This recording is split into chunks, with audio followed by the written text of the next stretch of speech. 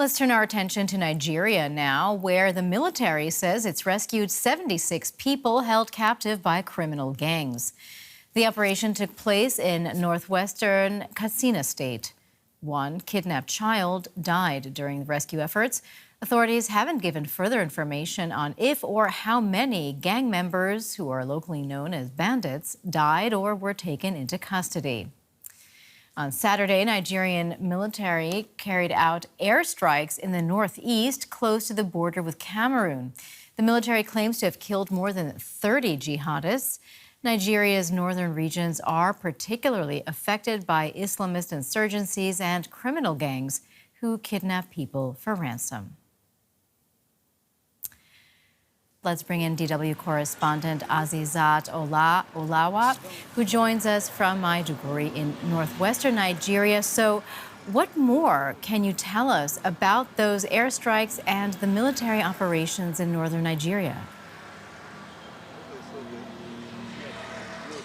Thank you, Mariana. So the spokesperson of the Nigerian Air Force said they carried out what he described as precise airstrikes in at least 4 different locations called assembly points of suspected jihadist members who were reportedly planning an attack against troops stationed at a community called Kumshe, and that's about 100 kilometers away from Maiduguri, where I am at the moment. And there has been a resurgence of insecurity and attacks of Boko Haram and splinter groups called ISWAP in recent years. And according to Amnesty International, about 10,000 people were killed within 2 years since President Bola Tinubu came into power, just in northern Nigeria alone, and that is astronomical.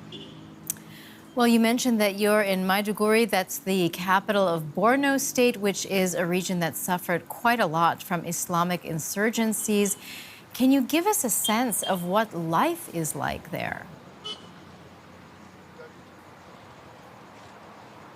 Okay, so life is getting back to normal gradually in Maiduguri, and especially neighboring communities of the capital, where criminal gangs were known to have, carried out attacks in the past. We visited some of the neighboring communities during our stay here, and we saw that people were gradually feeling at ease. However, I can't say the same for communities that are around the border areas of Borno State, especially the border area that Nigeria shares with other countries, where these criminal gangs are still holding sway there. And we've seen that there have been multiple attacks carried out this year alone. And that's why the military has intensified its effort to be able to, get rid of this criminal gang, so that millions of Nigerians who have been displaced and are staying in displacement camps can go back to their homes and rebuild their lives. And just very quickly, Nigeria is officially at peace, but there's still many parts that are experiencing quite a lot of violence. What are the current conflicts that are unfolding across the country? Just very briefly.